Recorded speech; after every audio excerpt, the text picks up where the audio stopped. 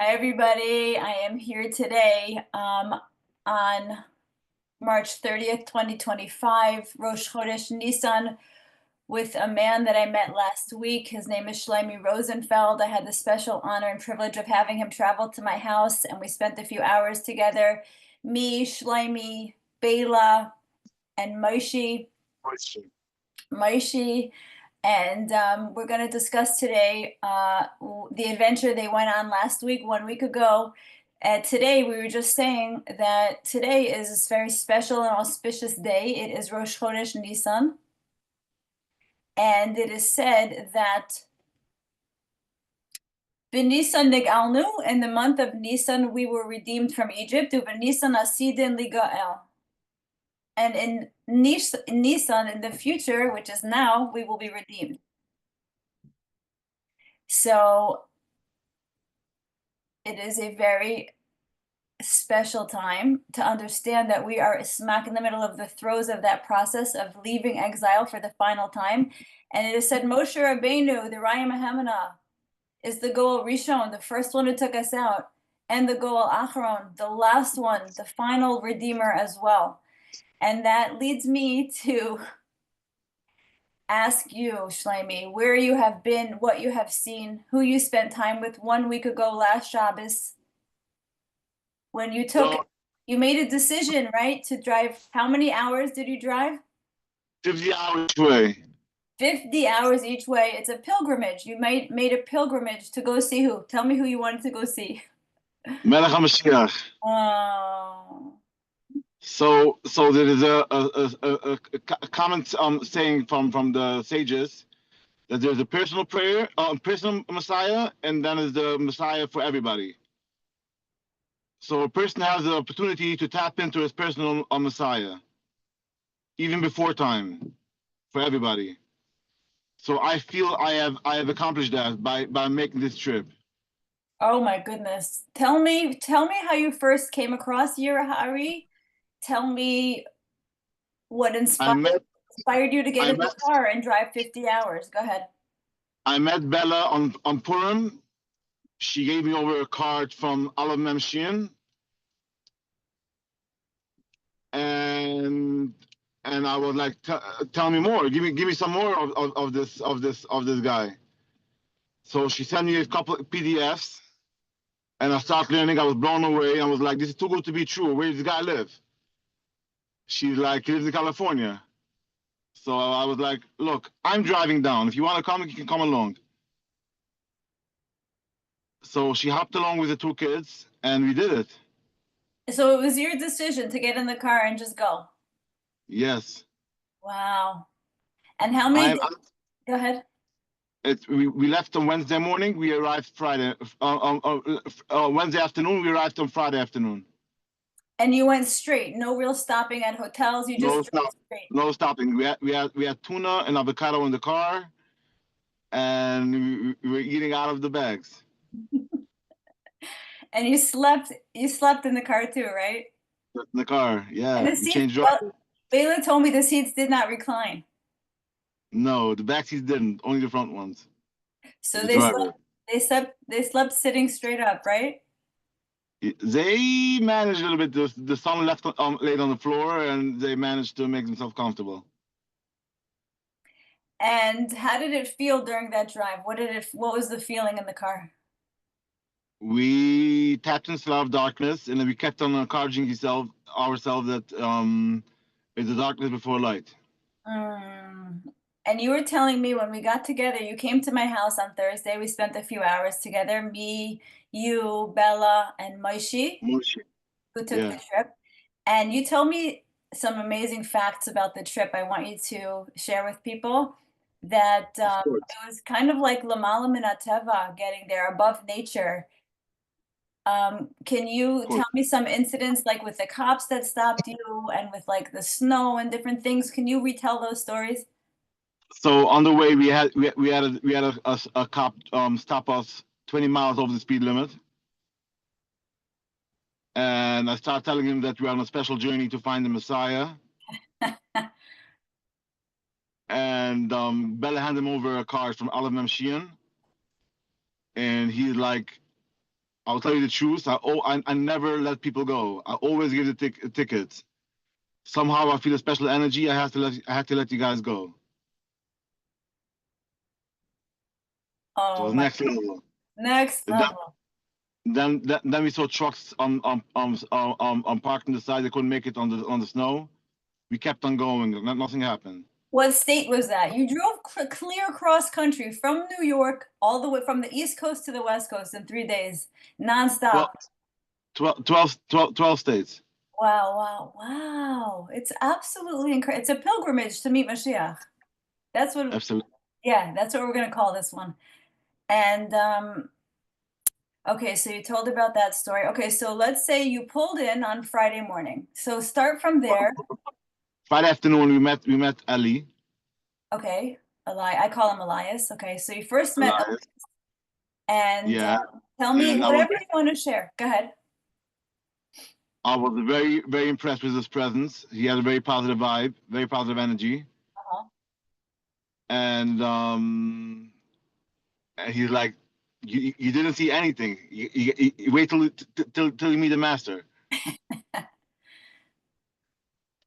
And so the schedule is, by this month they start doing Zohar until 12.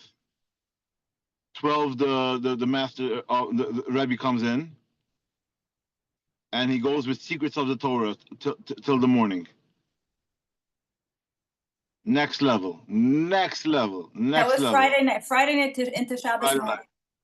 Yeah. Yeah. That was my experience when I was there also. Rabbeinu YIRAH doesn't need to eat. He doesn't need sleep. He just goes, he can speak all night on Torah. The highest level sod of Torah. Yes. And the morning he woke us up. He wanted to continue longer. He liked me. Of course he liked you. No, it's the first time a Chassidish guy reaches out, comes joining him for Shabbos, and I know Kabbalah and I know stuff, so I was able to challenge him and to have the conversation, initiate conversation with him. So right. he really appreciated from me. So it was very, very profound. Right. When you came to my house, you taught me a lot of good new ideas I never heard, and I have that recorded. I'll share that one day also. So comes Shabbos morning. You want to speak more about what happened Shabbos day, Sunday? Shabbos morning, he came to wake us up. No, he came to the house, so people came to wake us up. The Rebbe's here to see you guys again.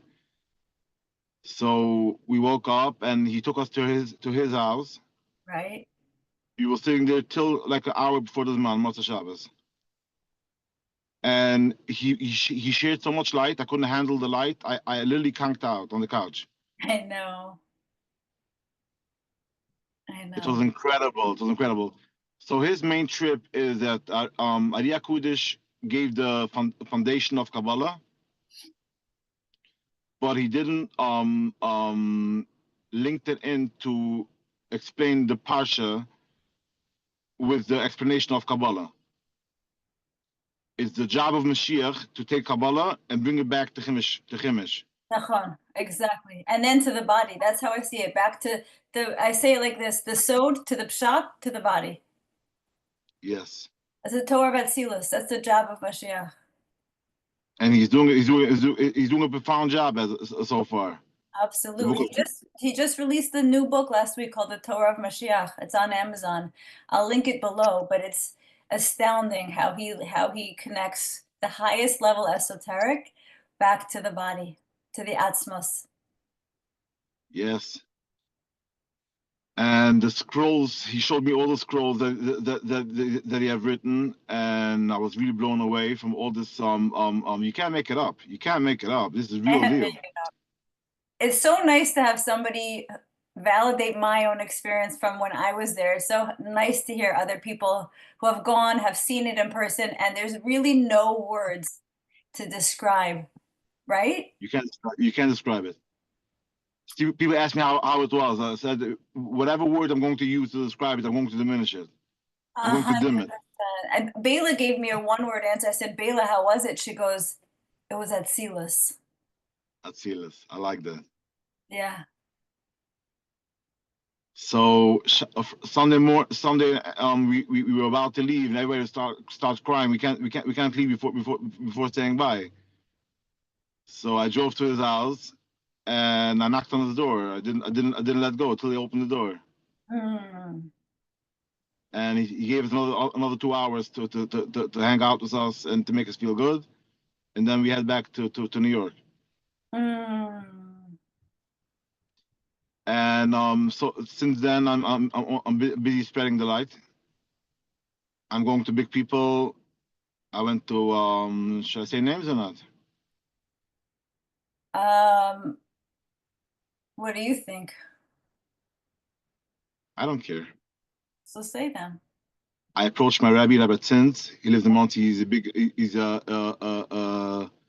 Talmud of from Ichemaya Morgenstern. Ichemaya Morgenstern is the biggest in today's generation of having a crowd and teaching Kabbalah in public. Okay. He's called a tzaddik from Israel. Okay. So you went to him in person? Not to Ichemaya, to Rabbi Tzins. Okay. Rabbi Tzins is my rabbi. Okay, fine. Rabbi Tzins. He lives in Monty. Okay. He's a Dayan, and he knows besides Kabbalah, he knows all halacha and all shas and everything. Was he receptive to the teaching? He took the book of dragons and he looked over all the pictures twice, and he was blown away. He's like, I gotta meet this guy. Wow. And he's totally in the system. He's totally in the system. If he comes after Pesach to meet him and he accepts him, we have a big foot in the door. All right, that's amazing. Well, they say, right? We said Chodesh Nisan is a tremendous time for Geula, tremendous cosmic opening for Geula. And so I appreciate all this work that you're doing to advance the effort. It's huge. We'll make inroads. And you know what? Anybody who truly understands about Mashiach understands Mashiach is going to come from outside the system. 100%. He said on one of the videos he told me in person as well that all the leaders of the all the Jewish leaders had to go through rejection. David HaMelech went through terrible rejection. They didn't even believe that it's possible that he's going to be chosen for the king. And even Moshe Rabbeinu was rejected. Because what do you mean? He grew up a paroi. He didn't go to he didn't fit into the system in any way. He married him. He married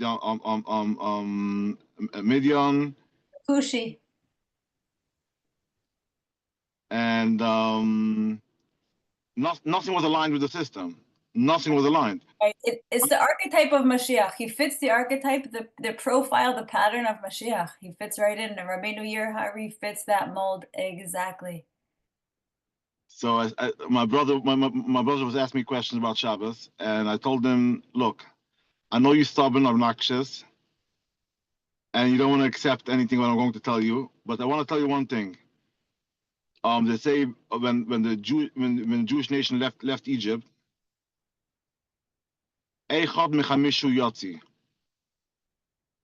only 1 out of 5 left Egypt. 4 out of 5 stayed behind, because all the people that was waiting for someone out of the sky should come down, fitting all the pictures of the imaginations of Mashiach, and it has this voice of Mashiach and this everything. No, it's not the case at all. He grew up a paroi, he married Midian, and he's not aligned with the system. Do you want to listen to what he's actually? You want to listen to his teaching, or you want to stay obnoxious? So I told my brother, all the people in the system are going to stay behind. It's true. If you can't break out of that system, that mindset, you're not going to make it. Absolutely. Only the people that took the guts to put on jeans and to trim the beard and taking steps out of the box, they will have the open mindedness to listen to someone that's totally out of the box. You know what? My friend Ani, I told you this already. My friend Ani says that it'll be the kids who went OTD off the derech that will lead the way to the. Yes. You didn't tell it to me. I love it. Yeah. I Maybe love it. I told somebody that yeah, it's really true. Hold on, I wrote something down I wanted to ask you. Oh gosh, one of the best things you said to me when you were at my house, Shlomy, you said that Rabbeinu said to you that when he reads Sfarim, when he reads all the books of the Yes. say that. So first of all, he didn't know Yiddishkeit until the 18. He didn't know he's a Jew. His grandmother was escaped the Holocaust from Italy, and she hid her identity that she's Jewish. And by the 18, he got a dream, tell him wake up and write down the first verse of Bereshis. And he did so. The minute he finished writing down the first verse, he got a flock of downloads from all the secrets of the Torah, all hidden secrets of the Torah. And whatever he learns since, this is what he told me. Whatever he learns is just to verify that dream that is true. Wait, I need to pause for a second. Whatever he has learned since getting that download is just to verify the information that he already has in his own head. I have had so many conversations with him and have seen this in action. Like he can read the Ramchal and he'll point to like, oh, this is a mistake. This is like at a first glance, he could pick up just by scanning the page where he made the Ramchal himself, Aleph Shalom, Zichron Levracha. He himself didn't see the Atika Kadisha, the face of the Atik clearly. And I'm like, how is he doing that? How is he doing that? No one can even read these writings, let alone understand them, let alone find the mistakes. He's definitely something else. And he's so humble. So sweet and so humble and so fun to be around, right? He's jumping all over the place, right? He has endless energy, right? He makes you feel so safe in his presence. I know, it was a cocoon. That's the word I said when I left there. When I had to walk out of that apartment for the last time, I felt like I was ripping myself away from like my mother's womb. I felt like I was leaving the safest place and to go back out into the wild. I remember that last walk I took down the hallway, and it was a feeling of ripping. I just felt like I was ripping myself away from there. I was very. I understand why you were crying when you had to leave. I cried on the plane. People were looking at me on the plane because I was just crying. Yeah. Look, unfortunately, I experienced this feeling multiple times of ripping away. So every time I went to Reb Nachman for the Shoshana, I didn't want to leave. Oh. I felt so safe by Reb Nachman. So this feeling, I don't let it get to me. So I know how it feels to get cozy, and when time comes, I have to move on. I know. That's how I felt also. I'm like, okay, I have to go back to my life, to the mundane. It just felt like I was leaving the holy to go to the mundane, mekodesh l'chol. And I have faith in Hashem that He's going to bring us to the Yom Shekulo Shabbos. You know what I mean? To like a day where everything is going to be so holy in our regular daily lives, and the energy of Mashiach will just fill every space. It's going to be inside and outside. Go ahead. Reb Lusson said that when a person learns to make his brothers to talk to Hashem in his personal prayers, his Mashiach came. This person is redeemed because he's able to cash in whatever situation he is, and to bring it back to Allah Himself, to bring it back to light. The Orient Sof, right? And when I think Mashiach is here just to reestablish our own personal connection to Hashem that we can access anytime. Like we won't have to rely on Mashiach to get to that point, to get to that feeling. We're going to be able to, each individually will ignite the spark of Mashiach that we each have inside of us. And He's going to reconnect us to the Yechida, right? To the highest soul connection to Hashem and to each other. And we can just feel that feeling all the time. We just got a taste of it, Shlomy, right? We got a taste of it. That's it. Yeah. That's it. It was real. I experienced the real light.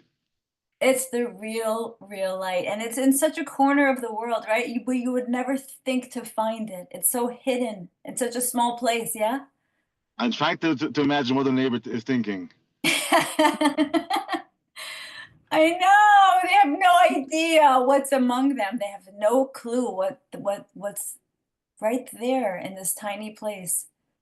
Interesting guy, always with light on his face, studying all day, all night. What's going on in this apartment? The energy of Kaddish that comes out of this apartment is incredible.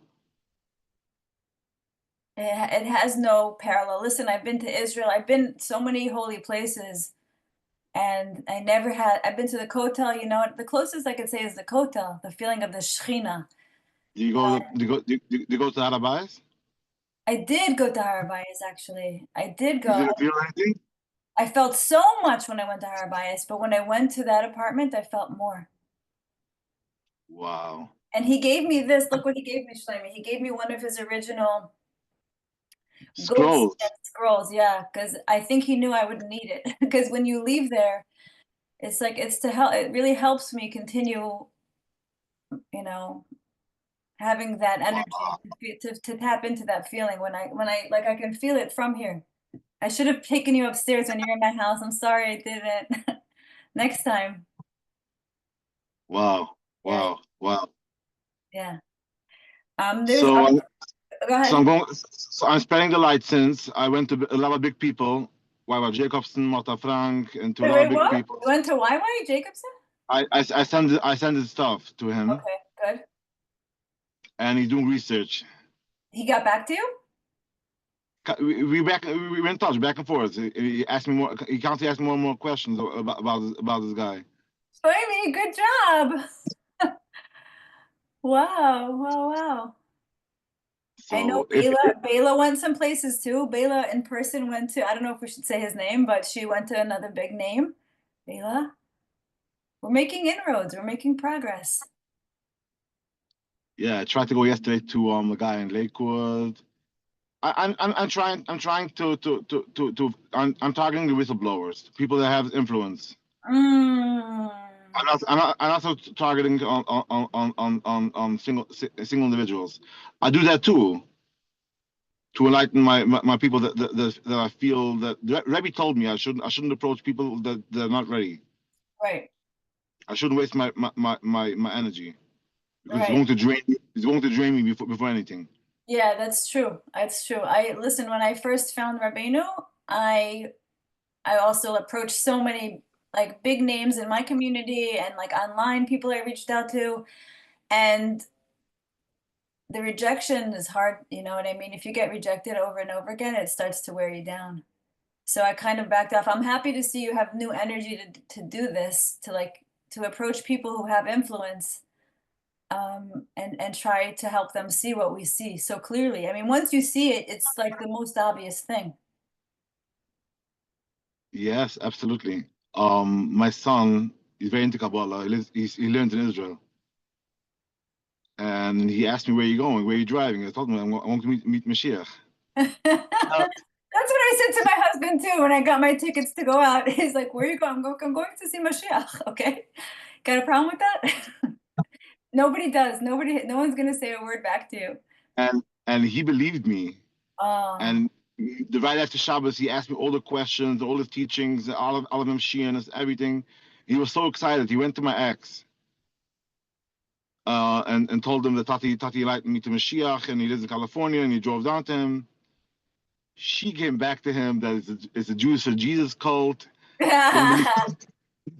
Don't believe Tati. yeah. He's No, now he's now all confused. listen, when you're sitting on a diamond and you know what you're holding, anyone could say anything, and it doesn't really bother me what people say because we know what we have. We know what we found. My second son, I was sitting Shabbos with him 3 hours on the Book of Dragons, and we were going very deep, and we had good conversations. And Matzah Shabbos, he was busy like 2 hours to watch all his YouTubes. I know. I just met him. You just introduced me to him. I see it. I see it on his face. He gets it. He loves out of the box way of thinking. Yes. And he's like, Tati, I never knew Judaism was so cool. Oh, you see? This is how we fix the system. What the system that went so stale, Shlomy, right? It went so stale. There was only Gemara, right? There was no life in the system. I don't like to talk. Lubavitcher never said when you see a problem with a solution, God send you the problem with a solution to go solve it. When you see a problem without a solution, it's your problem. You have to change your mindset and perception, how Right. to look at the world. You're right. So I am done with just venting problems about the community. I'm done. I did it in the past. It didn't bring me anywhere closer to my goals. Mm, So I'm trying to stay focused, laser focused to stay positive. How my perception on the community should be, and not to lose myself in negativity. beautiful. Thank you. Thank you for redirecting me. It's true. It's true. If we're sitting on a beautiful solution right now. This light is the light of Mashiach. It's the light that's been hidden. We found it. Yes, You absolutely. said, oh my God, the chiddush that you brought, the innovation that you brought about the Aleph Mem Shin, you want to say that? Yes, Aleph Mashiach stands for Osher Mashiach. And I said in the group that Shemayim Morgenstern was busy all Piram that Amish is the name of Hashem is going to bring down Mashiach. The Aleph Mem Shin Amish, is the name of Aleph Hashem. Mashiach, name of Hashem, and this is how Mashiach is going to come. And it's his primary teaching. And for those of you who are listening and don't understand, I'm just going to explain that Aleph Mem Shin, in every book that he has ever written, in all of his 10 or 11 svarim that he has written, he has the primary fundamental teaching that is synonymous with his name. If you hear YIRAH, you automatically think the teaching of Aleph Mem Shin, the mother letters, the teaching of the mother letters, because Mashiach is here to teach the letters, says the Zohar.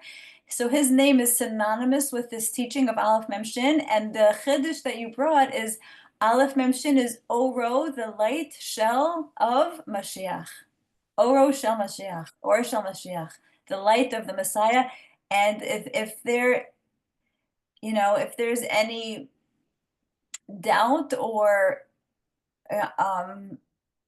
like people who are first entering the teaching, that download of the Or Shel Mashiach being the acronym anchors it in, for me at least. Because when I first heard that, I was to the moon when I heard that, because that is such That caught my a validation. Yeah. that caught my eye in the first place. I didn't see it. I've been with this for about 8 months, and that didn't occur to me at all. I don't think it occurred to any of us who have been in the community, and it was sitting right in front of our face. I was sitting with my best friend last week, and I did Aleph Mashiach with him. Yeah. And he was vibrating for 5 minutes straight. I know that And he's feeling. like, all my muscles are vibrating right now. He told me. I still have it almost every time I listen to a new teaching. It's trembling. I call it trembling. I feel it. My whole body is a very low level trembling, but it's like I feel it from the inside out. I did it over the phone with someone, and she told me the same way it's separated from Shein, it also unites Mem to Shein, because the Shein from Aish is high up. It goes up. Light goes up. So the Ruchnius goes up. Adama and Mayim is the Gashmius that pulls us down. The Aleph has what it takes to unite us together. That goes up and what goes down. And we should be able to a vessel of these both things together. We should be a vehicle to have like the fetus. Both That is so together. beautiful. Aleph also unites Mem and Shin. Oh my God, that's great. Oh man, you should be the vessel. Let me see what else I wrote down. Shlomy, hold on. Okay, so I wanted to ask you if there was like one moment that was like of all the time you spent together with Rabbeinu YIRAH, was there one moment that stands out more than any other? He made me look at his forehead, and I Ah, and I had a full-blown psychedelic experience. I saw the visions. All right, you said to me, wait, you said to me, can I say what you said to me in my house? Of course. Okay, so you said to me you have like drank 4 shots of ayahuasca straight. I did ayahuasca 10 times. Right. Every time I do it, I do 3 cups. I go very strong, and I never had such experience like I had with YIRAH. Okay, say more. Say more what you saw. I saw crazy visions. I did 10 grams of mushrooms. I didn't have this vision that I had with him. You want to share what you saw when you looked at it? It's called the rabbinic gaze. I did it with him too. And I saw some pretty crazy things. Tell me, can you share what you saw? I felt a certain energy, what I can't describe, and he tapped into my psyche. I don't know what he did. He messed around with my brain, because since I'm back, I never feel the same. I feel like I'm so many years ahead of everybody. I feel awoken. I feel like I want to take a mic and scream to everybody to wake up. Why are you still sleeping? And I have so much compassion and mercy on my family that is drowning in the system. Yeah. Me too. Have to put on a smile. Have to continue. And I shared this with you last week. What's Keter?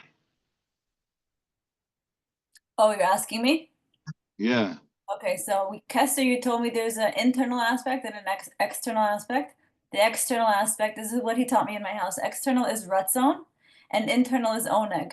External is the desire of Hashem. I'll say it in English for people listening. And the inside is the absolute highest pleasure. Okay, see, you want to say that over, that beautiful teaching? So God's desire is to create a world for multiple reasons. One of the reasons is because he wants to prove his kindness, and he wants to dwell among us, and there's no king without a kingdom. We can go on very deep in this. We did at your house. We went a very deep conversation in it. But bottom line is, he wanted it. He didn't need it, because need comes from a place of void. He wants all this above. He had a want for this, and this gives him ultimate pleasure. Now to us, we want to bring God's name into this world, because it's going to give us ultimate pleasure. So whenever we tapped into that place, our Keter and God's Keter are aligned. The tefillin is called Keter, the crown. It seems to be centered. So I was tripping whole Shabbos that because it needs to be centered, because God also has tefillin. We should be aligned. You're making me. Yeah, go ahead. Our Keter and his Keter should be aligned. We both want the same thing, and we both draw pleasure from the same thing. So when I see people are living by the books and draw no pleasure, only doing because they should be able to do more, and do more perfect and more perfect and more perfect, and they draw no pleasure from it, it eats me up alive. It's so sad. It's so sad to see. Yeah. We want the geula for everybody. We want everybody to tap into the oneg, because it's a mutual oneg. Our pleasure is Hashem's pleasure. Hashem's pleasure is our pleasure, right? And it's when our wills are lined up, our wills to draw him into this world, our will to draw him into this world, and his will to be drawn into this world. Yeah? Am I understanding correctly? Yes. Yeah. And to bring light in this world. So if you have all your actions lined up with that intention of bringing Hashem's light into this world, you are literally synced up to Hashem. Yes. Yes. And once you have that, you can go. You can move on. Now Pesach is coming. and we have the 4 cups of wine, and we have 3 times of matzah. We have moitzi, matzu, and korach. So once we have the want and that brings us pleasure, we can go into chachma, bina, and das. So the first cup is chachma, second cup is bina, and the third one and the fourth one is das. Same goes as matzah. Moitzi is chachma, matzu is bina, and koirach is das. So once you want to bring light in this world, and it gives you pleasure, then you have an epiphany. Wow, God exists. You see God, you experience God, but you can't explain it to other people. When you get to a point to try to convince other people, to inspire other people that God exists, you get stuck in bina. He or she is starting to ask you questions, but maybe this, maybe that. So you're going through the bina process. So chachma is the epiphany. Bina, when you go through the challenges, the back and forth, maybe not this, maybe not that.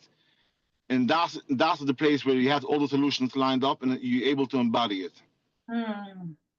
So you have an epiphany of God, that's chachma. You're able to experience it, but you can't cash it in. Bina is the place where God did all the big things in the world, all the big things that are happening is because of God. You're breaking it up to details, but you can still question it. That is when you cash in your personal gratitude on your day-to-day life, and you see God on your day-to-day life on all the small things. I have money in my account. I have food. I have shelter. I have clothing. I have people that love me. I have people that care about me, and you give it over to God. The God, because it's God. The God made it to happen. You don't take it. You don't take it advantage from it. You don't take it. You don't take it for granted. Then you're able to say Hazan and Hallel. That means both place of gratitude. When you thank Hashem for your personal life things, that's das. You're able to embody God in your personal life. Beautiful. And it's all in the Pesach Seder that's coming up. I'm sure. Right? All the different ways. I'm sure there's a explanation, a soda explanation for all these things that we do at the Seder. Yeah, but I cannot understand. I cannot see when people are having these all ideas and they don't embody it. People love knowledge. People love knowledge and they love ideas, and they even go and share the ideas. But I feel so. How come you don't embody it? How come you have all this knowledge and you don't embody it? You don't live with it. You're not an example of your teaching. Whenever I learn Kabbalah, I stop and meditate and have it implemented in my life. Right, you have to feel it. You actually have to feel what you learn. Experience the light. Yeah. It can't stay in the head. It has to travel to the heart. Yes. Whenever, even if you do a sin after learning Kabbalah, it's not the same anymore. How so? Because you experience God in every step you're doing. You can't say God stay outside the room until further notice. He's with you. Yes. God, you created me. Hashem, you created me. You with me. You understand me. You don't judge me. And it's different language. Yeah. And he takes us back every time. He'll always take us back. Yes. What did Kaya say for Udom edition? I sin, God accept me back, you can do the same. Absolutely. After 130 years that Adam gave up on belief that he will ever be accepted back to Hashem. Let me ask you one final thing. After having met YIRAH and driving all the way back, how do you plan on embodying all that light? Like, do you have a plan? Do you have what do you think you're going to take forward besides going individually to people? How else do you plan on manifesting? So first of all, I listen to his YouTubes. I learn his books, this for them, and I'm trying to embody the light. It's like in to be honest, I feel very alone in the world right now. I know that feeling also. I feel very sad for myself.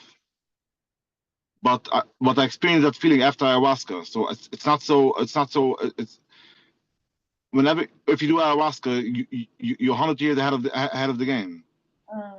You had an awakening. You saw already. You saw your fullest potential, and you can't go back. You can't take it back. You walk into shul, it's never the same anymore. Right. Right now, I'm going through the same feeling. I saw the truth, and people are still stuck, and I can't share my light to anyone. Everybody's going to laugh at me. I know. Imagine what he feels, Rabbeinu, on the daily basis. Also, he's holding so much, and he's just waiting for the world to open their eyes, like the Lubavitcher Rebbe said, just to open their eyes because it's so clear what he's teaching has never been taught before. How do you got to know him? You didn't tell. You never told me. Oh yes, you said you listened to a Zohar class for a year in Spanish. Yeah, very good. And And 1 week he didn't have what to offer because the TORAH portion wasn't on that specific on Pasha. So he gave a whole class on Mashiach. What is Mashiach? All his shortcomings, how he's going to look like. And he literally prepared you, and you start searching, and you find him, and it's. I actually had interviewed him. I found him.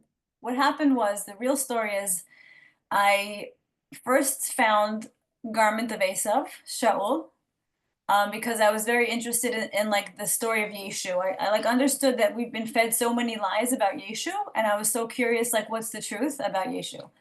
And I saw that he was teaching something on the highest level in his videos. So I reached out to him. I kept asking him. I was like, please be my friend. Please tell me your name.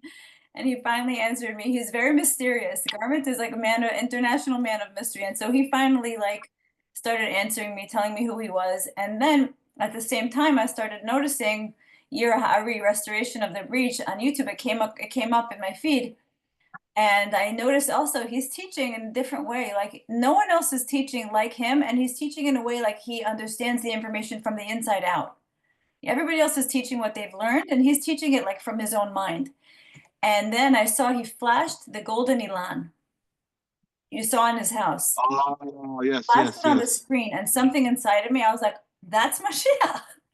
I'm like, I just had this instant download from Hashem. I'm like, that I recognize him. I was like, that man who has that Elan, it doesn't make sense. If he looks like that, and Hashem gave him the zechus of having that on his wall, something dropped into me. And I had to make sense of it afterwards. I had to like figure it out after that hit. But it's not hard to see. Once you see, it's like you said before, you can't unsee because it makes perfect sense. And the more you learn from him, the more you understand that he is the highest level on the planet. He's connected to Atzilus directly. Like Moshe Rabbeinu, I just read in this week's Parsha in Apples from the Orchard in the writings of the Arizal that Moshe Rabbeinu, aspeclaria me'ira, do you know that term, aspeclaria? Yes. You could see it means, the Arizal said, it means he can see directly from here to Atzilus. He doesn't have anything. He doesn't have Yetzirah. He doesn't have Beria. He doesn't have Asiya, nothing in between. He sees from where he's standing all the way straight to Atzilus. Aspeclaria me'ira. A clear, shining glass. It's not. Doesn't need to go through. Doesn't need to go through the Patifim. You have a straight channel. Straight channel, exactly. So that was it says Moshe was a different prophet than all the other prophets. And the same thing with YIRAH. He has straight vision all the way to Atzilus. And he said to me when I was there, he said all his scrolls and all his writings and all his books is just an effort to share what he sees in his soul, put it down on paper. You know how challenging that is to take what's in your soul and put it on paper? It's the hardest job he has, and he's doing an outstanding job. He's doing an outstanding job of transmitting what he can see in his clear vision. You know, Wow. we saw. We give testimony. All we can do is be Adim, give Adus to what we saw, right, Shlomy? I experienced it Yeah. firsthand. I'm probably going back for Pesach. You're so lucky. I'm jealous. I have FOMO. I hope. We're going to have a Pesach of redemption. Oh man, you're so fortunate. I'm having all my kids, so I can't ditch where I am. But consider yourself fortunate that you have the opportunity to go. And I hope to get back there. I hope all of us to get to the whole world should get to Yemos HaMashiach. We should get to Yerushalayim, Shalmala, this Nisan for all the world, not just for us. Do you have any closing thoughts, any final thoughts you want to share before we close? All people are watching this video. I want to let you know. I just want be open-minded to be open-minded. It takes guts to be open-minded. Sure does. Because he has all the triggers that are going to trigger you. He has tattoos and he has a lot of triggers that are going to push you away. But if you're not open-minded to be open-minded, nothing will come your way. It's not going to fit your dream vision. It's not going to fit your dream vision. He's going to have certain triggers that's going to trigger you. Absolutely. Hashem had to sneak him in past the Sitra Achra. Hashem had to dress him up in the klipa to get him into the system here, to get him to us. If you think of it that way, it's easy to understand. He smuggled him in. Hashem smuggled him in. 100%. 100%. Thank you for your time, Shlomy. Is there anything else you want to say? I would love to talk Kabbalistic talk, but a different time.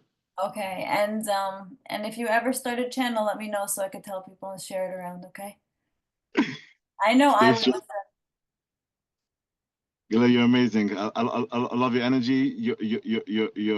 And thank you for your time. Thank you too, Shlomy. Have a wonderful day. We'll be in touch. Bye. All the best.